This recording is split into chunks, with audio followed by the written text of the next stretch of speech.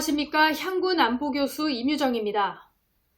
지난 주간에 있었던 국내외 주요 안보 관련 뉴스를 국내, 미국, 북한, 주변국 순으로 전해드리겠습니다. 먼저 국내 관련 뉴스입니다.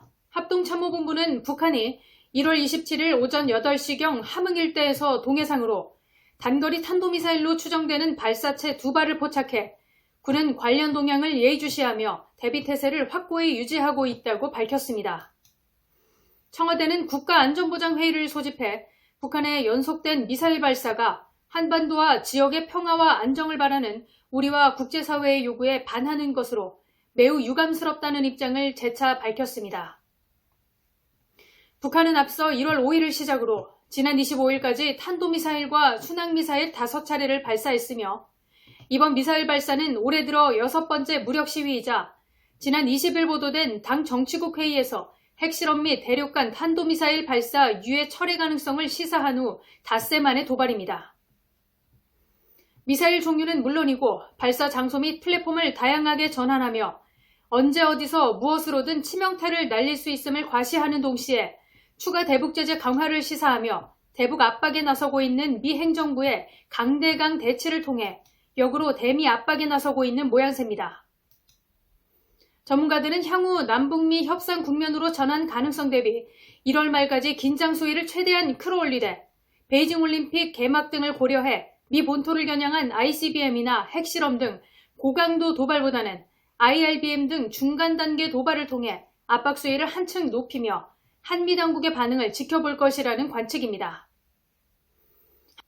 한편 1월 24일 우리나라에 배치된 사드가 아랍에밀리트에서 탄도미사일 실전 배치 14년 만에 요격에 성공한 첫 사례가 나왔다는 외신 보도가 나왔습니다.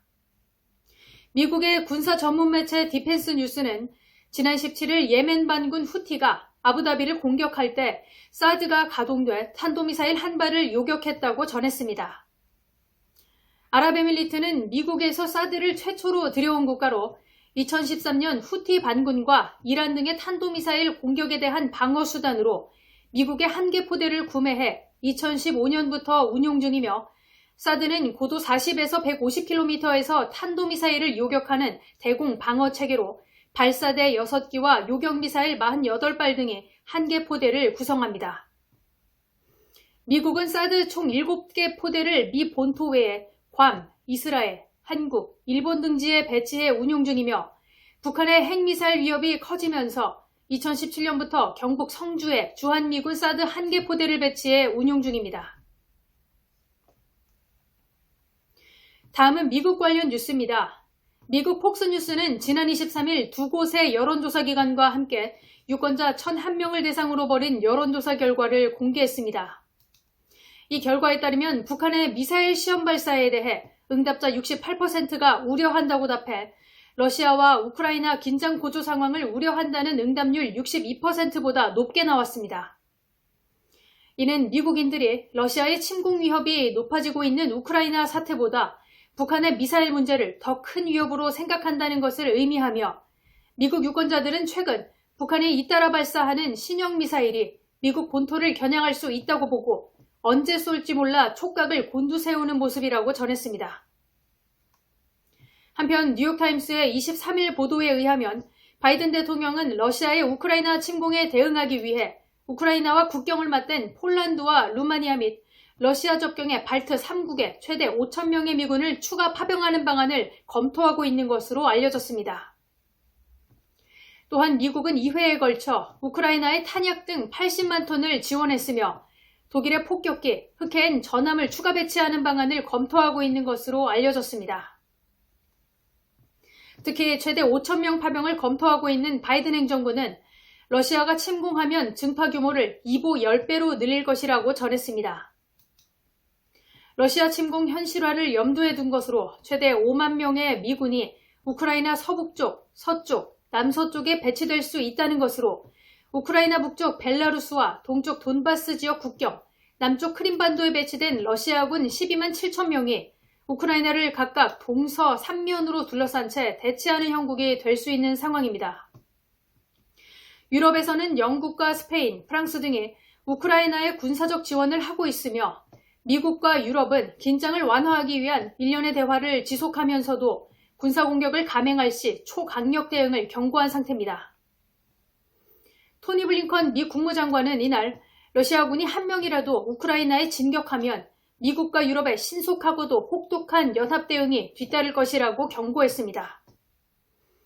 지난해 아프가니스탄 완전 철군을 감행한 바이든 대통령은 미 국익에 심대하게 위협받지 않는 한 해외 분쟁에 개입하지 않을 것이라고 언급했는 바 그동안 러시아와 직접 충돌을 피하기 위해 최소화했던 군사 대응을 경제, 금융 제재만으로는 러시아를 막기 어렵다고 최종 판단하고 군사 개입 카드를 꺼내들고 서방 동맹국들과 동맹을 강화하고 있는 것으로 풀이됩니다.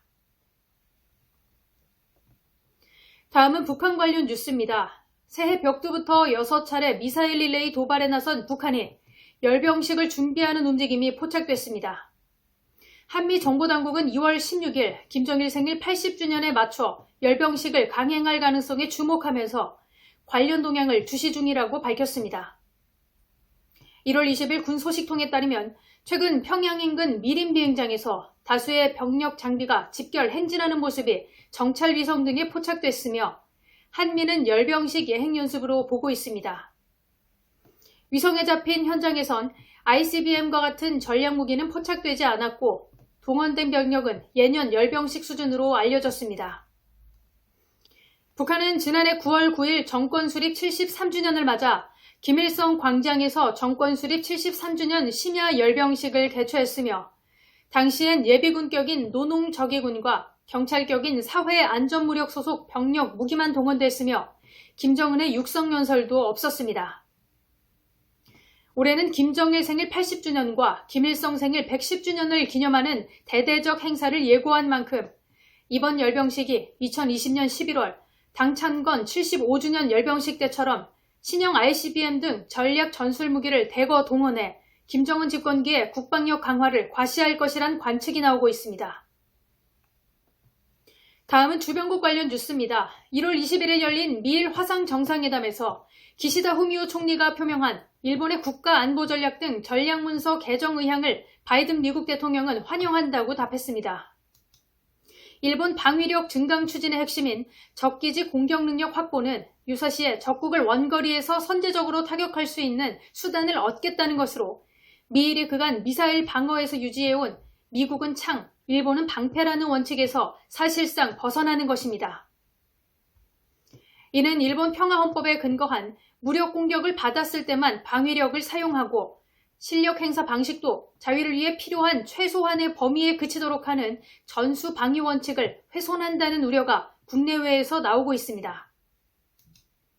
이에 대해 외교부 당국자는 25일 우리는 일본의 방위안보 정책이 평화헌법의 정신을 견지하면서 지역의 평화와 안정에 기여하는 방향으로 투명하게 이루어져야 한다는 입장을 일관되게 견지하고 있다고 말했는 바 이는 과거 일본의 집단 자위권 행사 추진 때도 정부가 밝혔던 입장으로 일단은 기본적 원칙을 강조하는 선에서 대응한 것으로 보입니다. 정부의 이런 원론적인 대응은 일본이 지칭하는 적은 일본 전역을 타격권에 넣은 중장거리 미사일을 개발한 북한을 겨냥하는 것으로 북한의 탄도미사일 위협 대응을 방위력 증강의 구실로 들고 있다는 점에서 대놓고 우려를 표명하기도 쉽지 않은 측면이 있으며 특히 미국이 북핵 대응뿐만 아니라 근본적으로는 대중국 견제를 위해 일본의 방위력 강화 움직임에 힘을 실어주는 모습이라는 점도 주목하기 때문입니다. 한편 미국과 일본은 이번 화상 정상회담에서 안보 문제뿐만 아니라 경제 등 다양한 전선에서 대중국 경제를 위한 공조를 강화하는 모습을 보이고 있으며 기시다 총리는 미국, 일본, 호주, 인도의 대중국 견제 협의체인 쿼드 정상회담 참석차 올해 상반기 바이든 대통령의 방일을 초청한 상태입니다. 5월 말기로 예상되는 바이든 대통령의 방일이 성사된다면 기시다 총리의 적기지 공격 능력 보유를 포함하는 방위력 증강의 개정이 본격화되고 미일의 대북 대중국 밀착 공조를 다시금 과시하는 계기가 될 것으로 보입니다. 이상으로 향군 주간안보 뉴스를 마치겠습니다. 감사합니다.